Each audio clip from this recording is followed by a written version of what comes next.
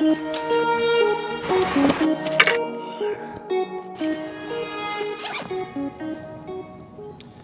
guys, so we're just going to do another review today, but today we're going to be checking out the 35mm 1.4 Sigma Art Series lens. Gorgeous lens. I've heard some great reviews. I've seen a couple sample images and they look freaking fantastic, so I'm super excited to get in and do this review today. So let's rattle off some stats to start. Yeah, I guess let's get straight into it. Maximum aperture is at 1.4, minimum is at 16, stabilization no, autofocus yes, minimum focusing distance is 30 centimeters, the filter thread is 67.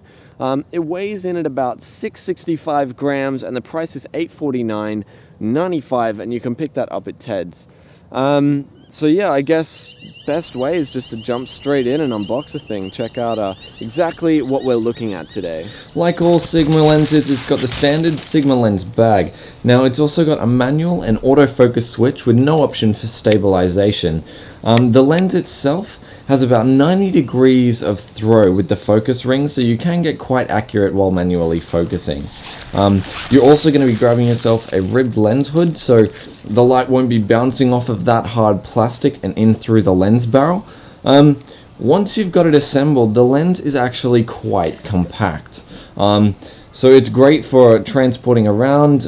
It's not too cumbersome, though it is slightly weighty.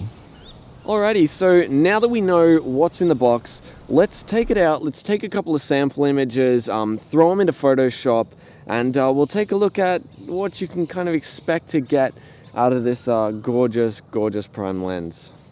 Okay, so what I've gone and done is drop these images straight into Photoshop. I haven't adjusted anything, just drop those raw files straight in, and we're going to take a look at exactly what you can expect from this lens. So this image is at 1.8, so as we punch in, you can see that it is relatively sharp. I didn't get this lens calibrated, unfortunately, so it is straight out the box and onto the front of my camera. So it isn't 100% accurate, unfortunately, as the Sigma 35 does have a couple of issues with focus and needing calibration to get perfect focus, but I feel like even straight out the box it is doing a half decent job. In terms of ghosting or aberration, I think it's pretty good. I haven't noticed any from the images that I took. Even in the hair, it's all relatively sharp lines and smooth all the way through, which is great. It's exactly what you'd look for in a portrait lens. You don't want any kind of distortion ruining the reality of the image and changing it in any way. So that's really great that that you don't have any issues there. In terms of vignetting, it is quite harsh. This unfortunately isn't a very good image, but we can jump across to one that was at 2.8, and you can kind of see up in the corners here, you do get a little bit of vignetting around the edges, and I ran a basic color lens profile on that one, and it did remove quite a bit of that vignette, and it is quite noticeable that way. In terms of sharpness, it's sharp all the way to the edge, which is great. I mean, I haven't, even in this detail in the wood here, even though it's just out of that focal point or that focal plane, it is still quite sharp. There's a little bit of distortion, but for a 35mm and right on the edge, I think that's pretty great value, pretty great quality for this price of a lens. So yeah, really great images coming out of the Sigma. One thing I did find that 35's autofocusing speed was a little bit slow.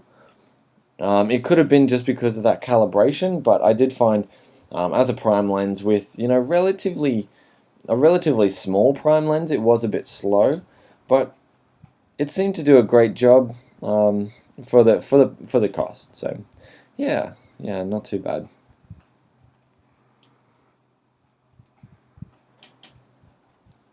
Absolute crocker. Alrighty, so now that you've seen what this lens can do, you've heard the stats, I guess all I can do is conclude with a couple of pros and cons, things I've read in reviews, things that I've found myself. This lens is great in low light. At 1.4, you're going to get lots of light coming into the camera. It's fast and it's got a really quiet autofocus.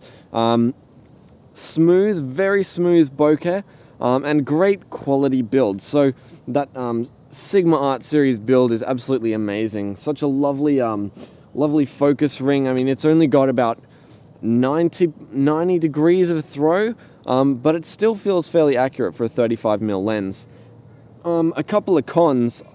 I've read a couple of reviews, and apparently people are having a couple of issues with the focus, saying that at infinity it is back focusing, and there were a couple of times when my camera even struggled to find focus, though I am shooting on a 6D, which only has 6 autofocus points, so that definitely comes into play. But generally it is quite fast. It is quite a decent autofocus there. The only other thing would be the weight. So at 35mm, it seems relatively small, but at 665 grams, it is quite a heavy lens. It does get cumbersome. But yeah, apart from that, really fantastic build, great images. If you get a chance to get your hands on one, I totally suggest that you do, because it's gorgeous. And yeah, I guess that's it for today, guys. Thanks for joining us, and hope you have a sick one. Catch you later. Alright guys, if you want to know how I threw together this sweet edit, what you can do is you can just click that link on the left. It's going to take you to the speed art video. Otherwise, throw us a like, throw us a subscribe, whatever you can do to support would be great. If you want to keep checking out these videos, we've got a review for this Tamron 150-600 coming out soon, so keep tuned for that, and keep on chilling.